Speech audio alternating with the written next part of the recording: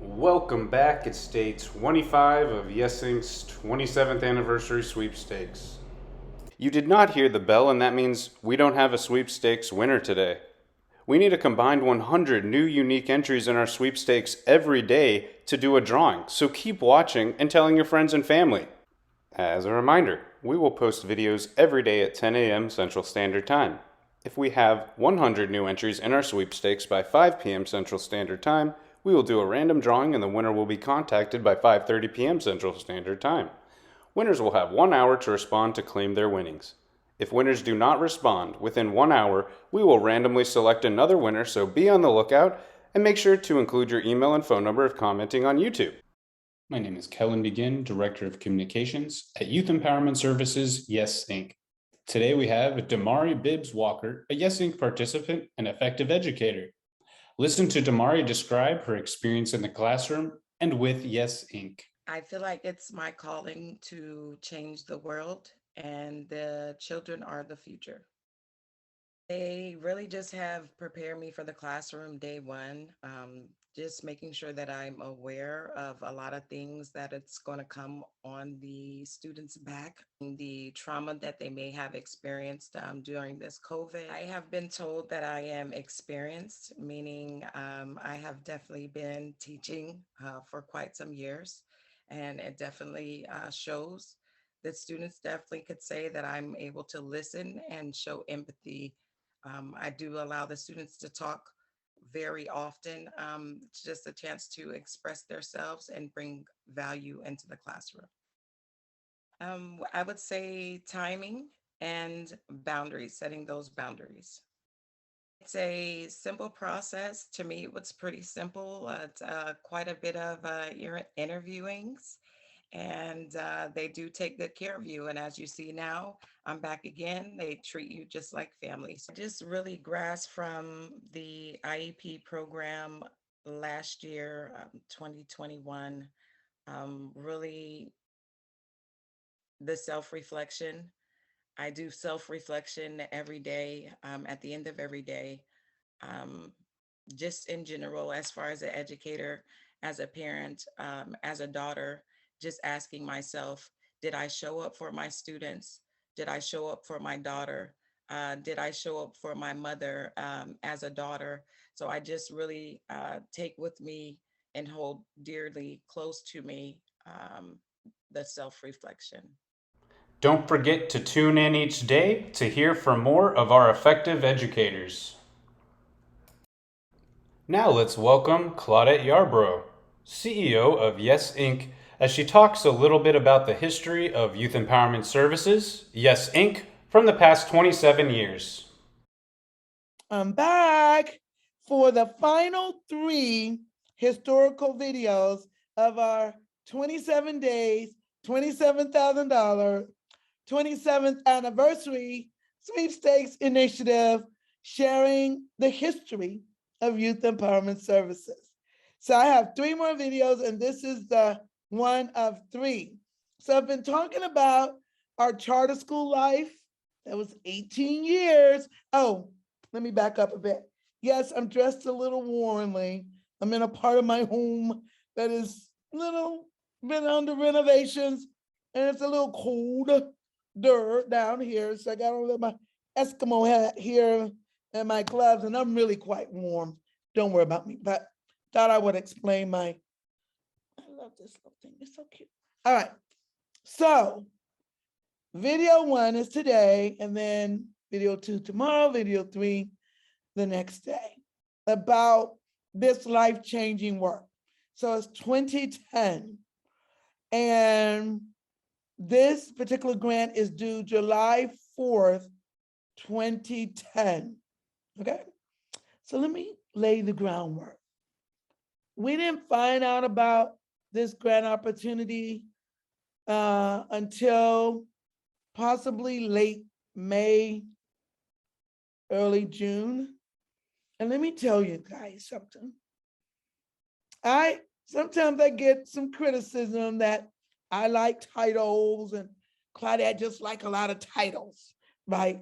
Superintendent, principal, CEO. She just live off them titles. Well, hold up a bit.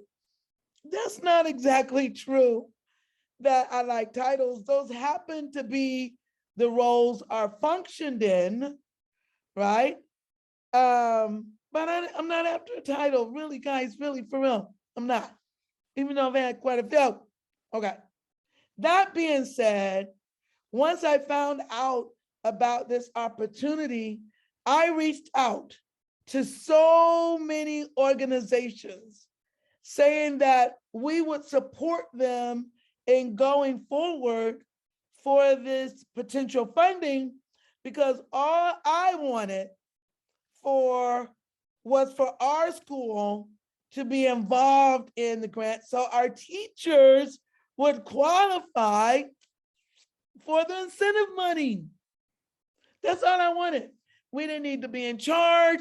I wasn't looking forward to writing or doing the grant or any of that. I made phone calls. I left messages for some top organizations who had told me once I knew when it was coming out, let them know, and they would see about working together with us. I got no return calls. So it's getting closer. And so I'm working with a couple of other partners, and we talk about how can we do it then, since nobody's biting at the bit to do this for us. So we have a planning meeting. Oh man, that was a hot and heavy planning meeting. I didn't think we were going to make it out of that meeting with a plan to write this, because we all had so many different ideas about how to approach this Teacher Incentive Fund Cycle 3 grant. And so, oh, it was rough. You know, I think out of chaos, you can get some calmness. And I think you have to have planning meetings that might push buttons a bit, because we literally were just throwing out all these ideas, and some of them we were all in on, and some of them we were like pushing back on. And it was 4 different individuals representing 4 different groups, and we all had 4 different ideas. But when we finished, excuse me, a couple hours later, we did have a plan. And so I believe this was kind of late May, early June. So we started reaching out to partnershiping schools to see if they were interested, and we needed to get with them before school ended. And so we needed to make sure that we were targeting schools. Our primary target for this grant was schools that were in school improvement.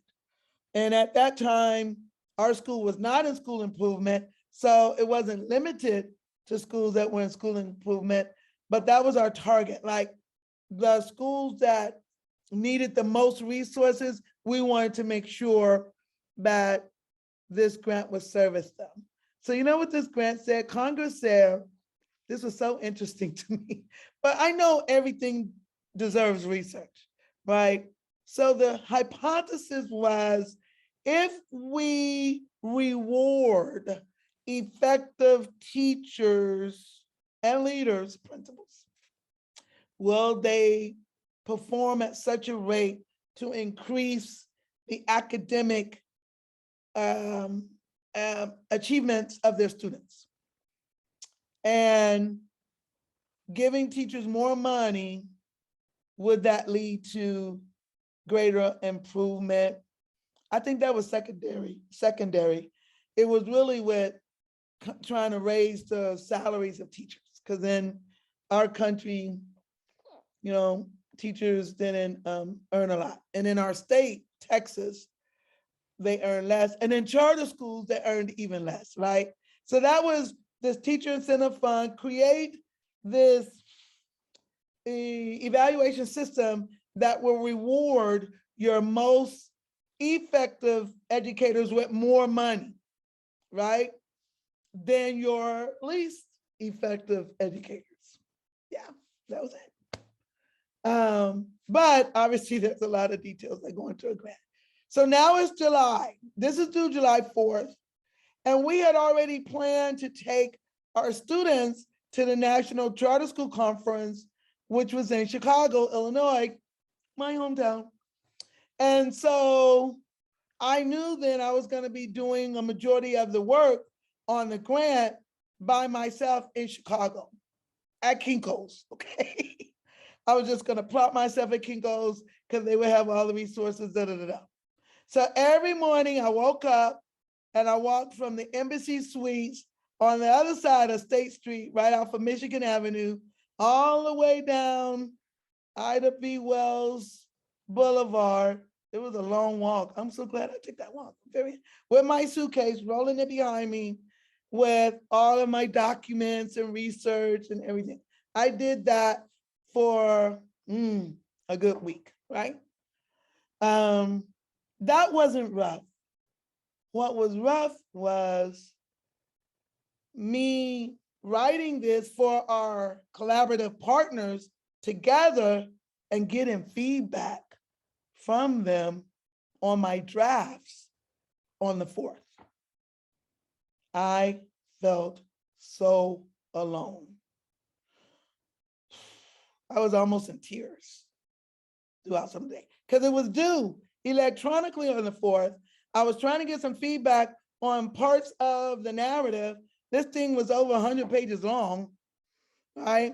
And I needed some feedback because while we had all ideas, it was still a new program for us. So we were creating it and designing it as we went along. And so the only entity that I got a chance to talk to on the 4th was my good friend, Pablo Ruiz. Thank you, Pablo.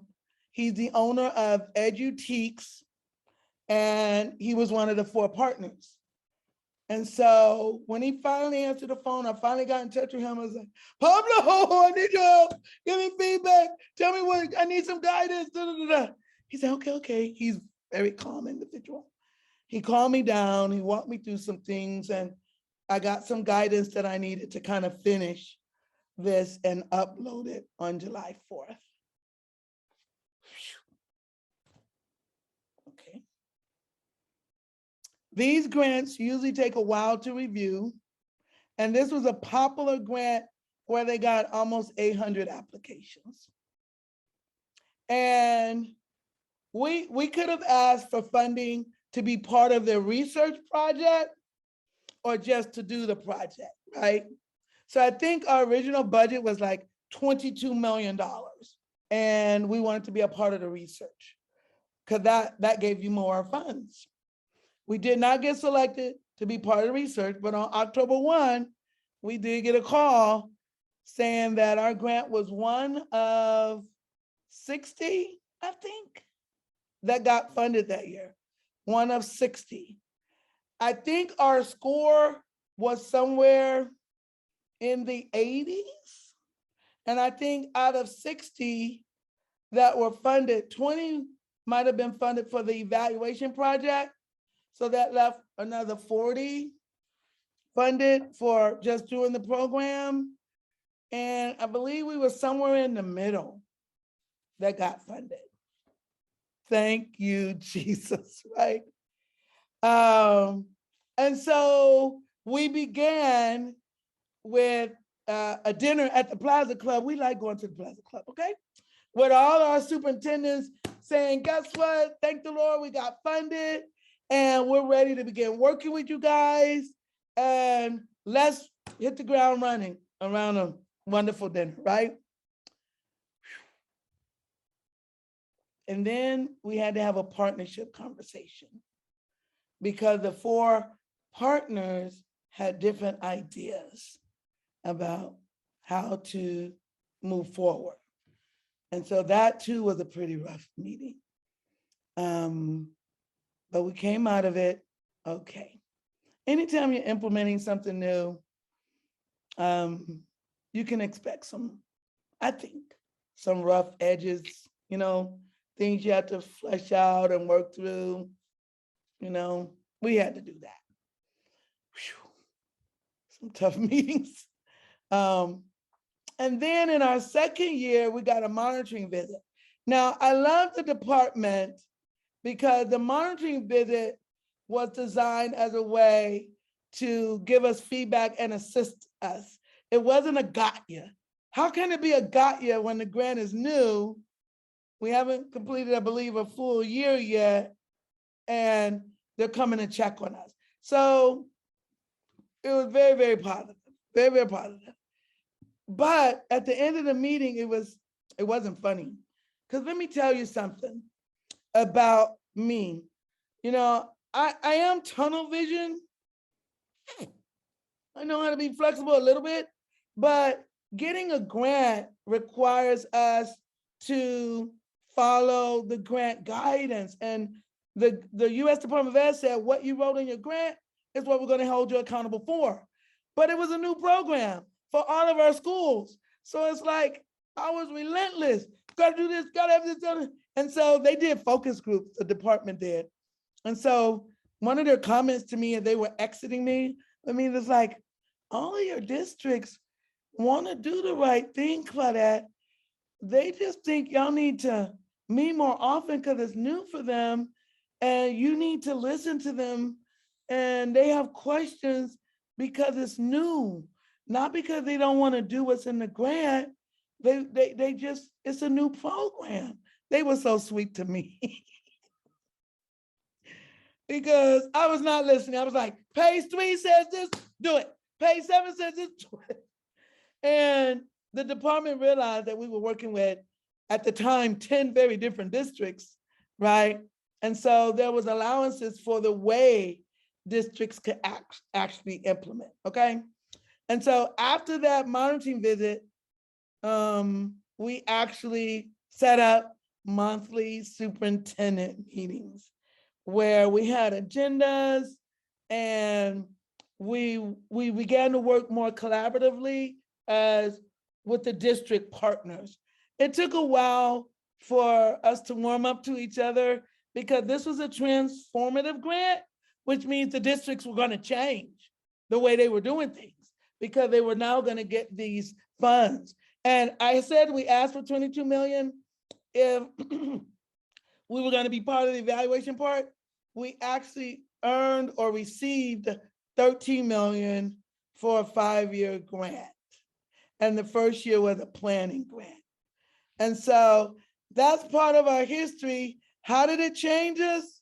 Immediately, it gave my teachers access to up to, oh, can I remember this? For $8,000? Yeah, up to $8,000 in performance pay. And our teachers leaders up to $12,000 in extra duty pay along with performance pay. And at that time, the only reason we would lose a teacher, because our teachers loved us from Hicks Carter King, okay, was the money. We couldn't match the surrounding district salary scale. And so we had people leaving saying, I love it here, but I got to feed my family. I have to make my car note. I have to make my house note. And so immediately it brought in those kind of funds that our teachers are going to be available for, and we began to work out the plan. I believe we can share the narrative somewhere on our website if you want to see what that plan was way back then, but it was a marvelous journey for us, and our teachers totally embraced the change that was coming because of the TIF3 $13 million 5-year grant. Thanks for listening to part of our history. That was 2010. Next video is going to be about 2016. Can't wait to tell you about it. See you tomorrow. Don't forget to tune in each day to hear more content from effective educators and Yes Inc. history. Thanks for watching.